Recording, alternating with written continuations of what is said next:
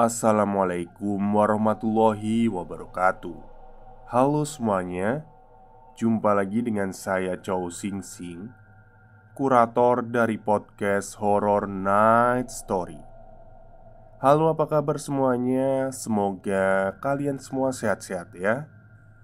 Dan seperti biasanya pada siang hari ini, saya kembali dan akan membawakan sebuah kisah mistis untuk kalian semua.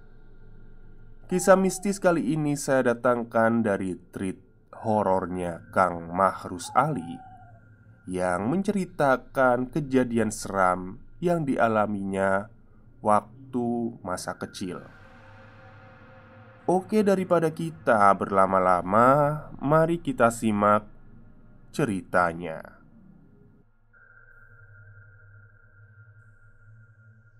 Kisah ini terjadi sekitar tahun 96.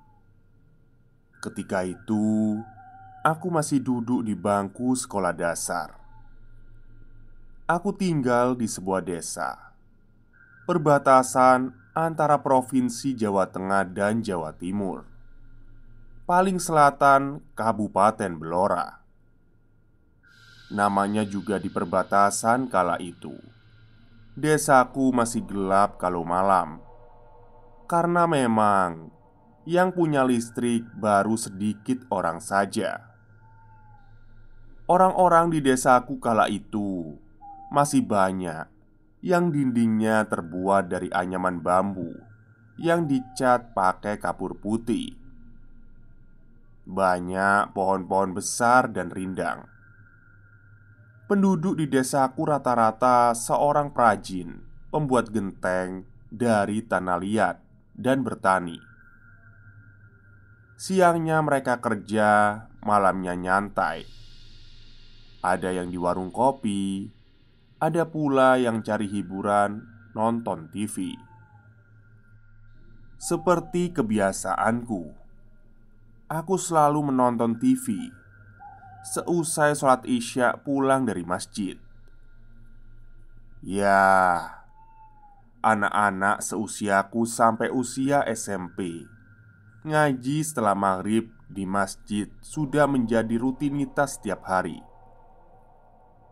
Belajar Al-Quran, tata cara sholat, berzanzian. Yang paling aku suka cerita tentang kisah nabi-nabi. Kami duduk melingkar untuk mendengarkan cerita dari Mbah Din. Begitulah rutinitas setiap habis sholat maghrib di masjid. Setelah Isya, baru semuanya buyar pulang. Biasanya, aku pulang langsung pamitan bapak untuk nonton TV di rumahnya Lek Kusin. Hehe. Ya, memang yang punya TV di lorongku saat itu baru Lek Kusin. Jadi, setiap malam rame anak-anak pada nonton bareng film Pendekar Raja Wali kala itu. Tapi malam itu saya masih ingat. Malam Selasa. Karena pas di masjid tiap malam Selasa baca maulid berzanzi. Jadi ingatku setelah itu, bapak mengajakku untuk mencari belut di Tegalan Bacub. Tanah kosong yang kala itu banyak pohon mangganya dan ketela pohon. Ketika itu musim hujan, jadi banyak genangan air di Tegalan. Dan banyak belutnya di selokan dan tempat genangan air. Tegalan itu sawah ya. Oke, lanjut. Setelah 1 jam muter-muter sambil membawa lampu petromak kala itu, lampu yang berbahan bakar minyak tanah yang dipompa dulu sebelum menggunakannya. Malam itu terasa berbeda. Biasanya 1 jam kami mencari belut sudah mendapatkan sekitar 10-15 ekor. Tapi ini sudah 1 jam kami belum dapat apa-apa. Akhirnya kami memutuskan untuk pulang saja, melewati tanah yang becek tanpa alas kaki. Kami berjalan pulang menuju rumah. Tapi ya, sambil mengawasi sekitar selokan tegalan, dengan tangan kiri memegang lampu petromak dan tangan kanan memegang sabit. "Duh, Pak, belut!" teriakku sambil memukul belut yang ada di depan kakiku dengan sabit bagian belakangnya yang tumpul. Terlihat belut warna putih terpotong menjadi dua. Mungkin aku terlalu keras mukulnya. Bapak langsung menghampiriku sambil membawa lampu petromak. "Mana belutnya?" "Ini, Pak," jawabku sambil menunjuk ke arah kakiku sambil terheran-heran. Karena belut yang aku pukul tadi ternyata sudah menghilang. "Mana nggak ada?" tanya bapakku lagi. "Loh, beneran, Pak. Tadi ada belut warnanya putih, besar. Aku pukul pakai sabit ini putus jadi dua. Tapi kok..." Aku belum selesai cerita. Bapak menarik tanganku dan menggandengku. "Ayo, ayo pulang saja. Gak ada belut di sini." Bapak jalannya cepat sekali. Tidak seperti biasanya. Bapak seperti orang yang ketakutan. Aku diam saja, mengikuti langkah bapak dari belakang. Tidak ada percakapan sampai di rumah. Cuci kaki, wudhu, terus tidur. Udah malam ini, kata bapak sambil mematikan petromak dan menaruh bak yang kosong.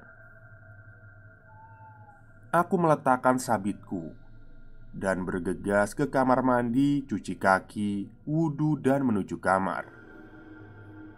Aku pun tidur. Ketika pagi bangun, tak seperti biasanya. Bapak duduk tertidur sambil memegang tanganku. Biasanya, bapak tidur di kamar bersama ibu dan adik perempuanku. "Pak, Pak, bangun. Udah adzan subuh."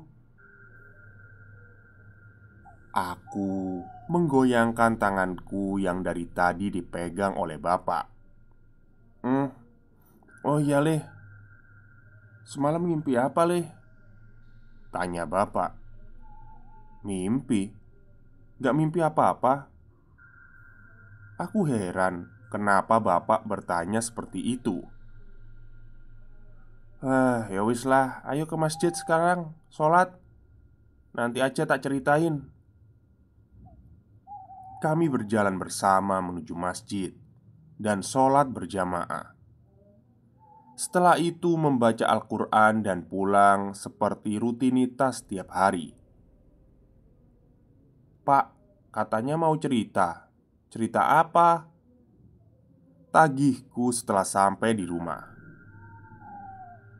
Kami pun duduk di kursi kayu panjang yang sudah agak keropos karena usianya. Beneran kamu semalam gak mimpi apa-apa?" "Enggak, Pak." "Lah semalam pas tidur kok teriak-teriak sambil nangis?" "Masa toh, Pak?" Aku heran dan tak ingat apapun, karena memang aku tidur pulas sekali. "Oke," kata bapak. "Semalam aku teriak minta maaf sambil menangis." Bapak menceritakan semua yang aku alami ketika tidur.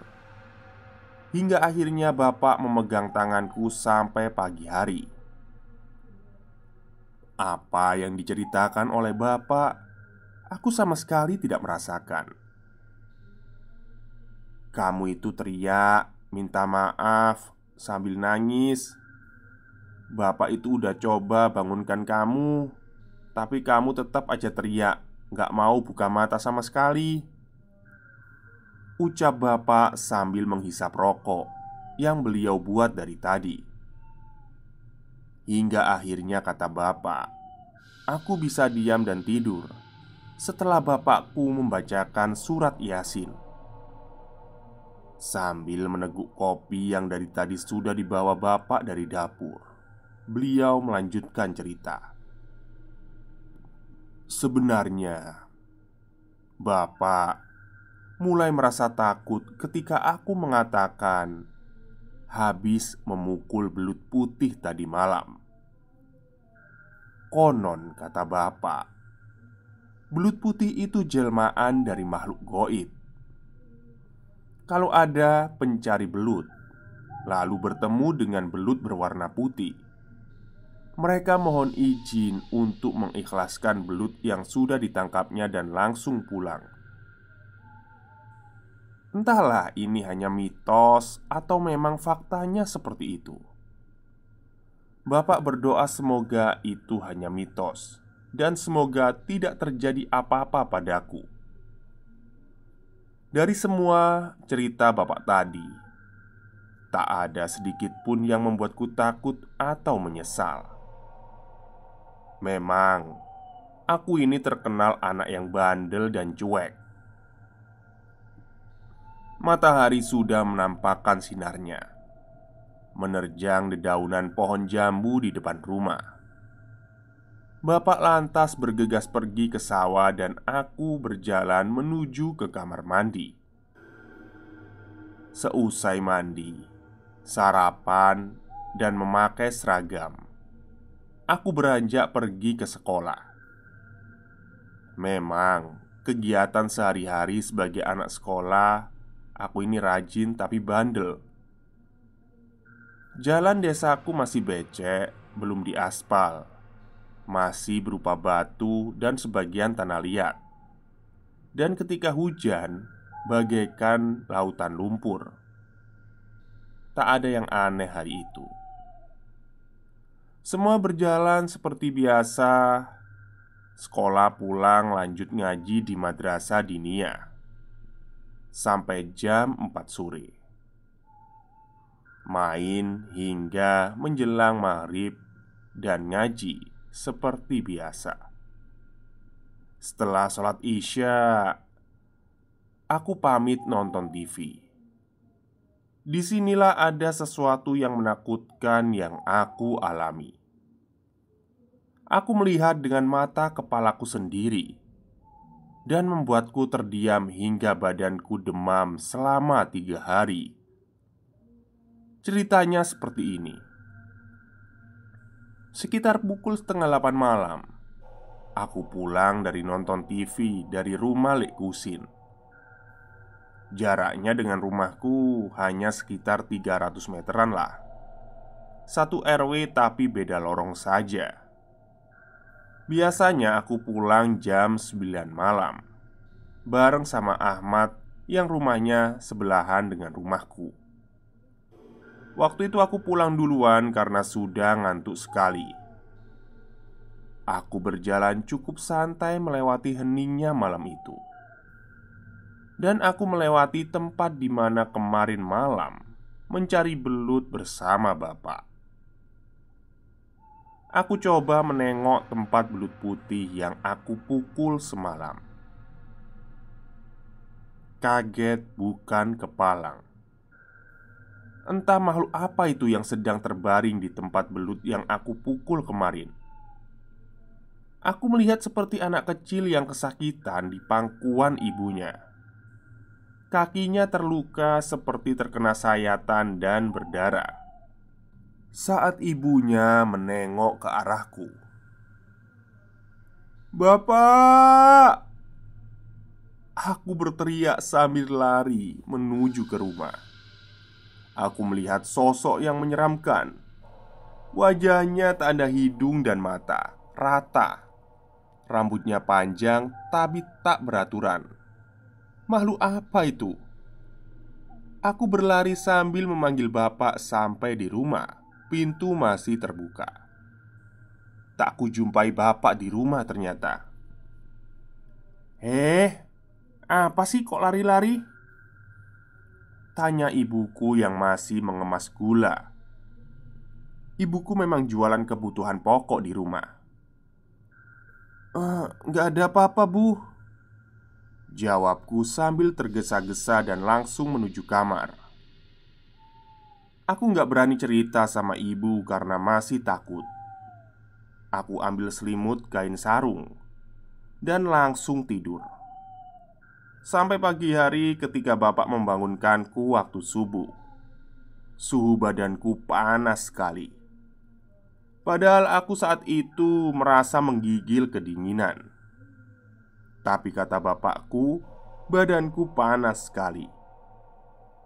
3 hari aku demam dan muntah-muntah. Bapak membawaku ke puskesmas dan dikasih obat. Kata dokter sih aku kecapean. Karena 3 hari panasku tak kunjung turun, akhirnya bapak sowan ke rumah kiai kampungku untuk dimintakan doa.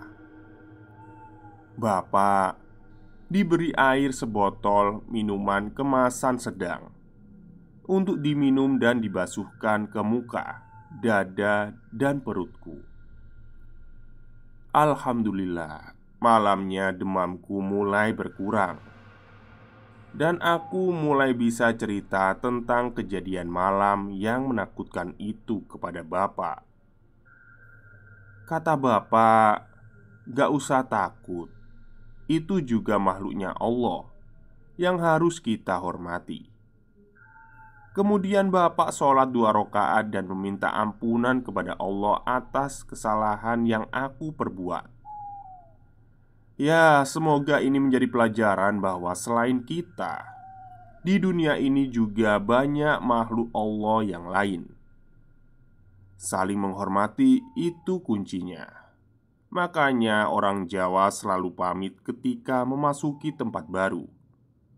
Semenjak itu, bapak tak pernah lagi mengajakku untuk mencari belut. Sekian, terima kasih. Oke, itulah akhir cerita dari treat horornya Kang Mahrus Ali yang menceritakan tentang masa kecilnya. Jadi kemungkinan itu belut albino ya. Tapi ini belutnya yang beneran siluman. Biasanya kan kalau kita lihat di kebun binatang itu ada ya buaya putih albino, terus apalagi gajah albino, ya pokoknya yang warna putih-putih. Nggak semua yang hewan itu yang warnanya putih itu siluman ya. Jadi ada kelainan genetik juga. Tapi ya kalau yang ditemui, yang ketemu sama Kang Mahrus Ali ini ya jadi-jadian. Kadang susah sih bedainnya mana yang siluman, mana yang enggak. Tapi ya mungkin karena dipukul itu tadi ya, jadi tahu bahwa yang dipukul itu adalah siluman. Coba aja pukul buaya putih, barangkali berubah gitu atau apa. Ya kalau enggak dimakan dulu ya. Oke, mungkin itu aja cerita siang hari ini. Semoga kalian semua suka. Selamat siang dan selamat beristirahat.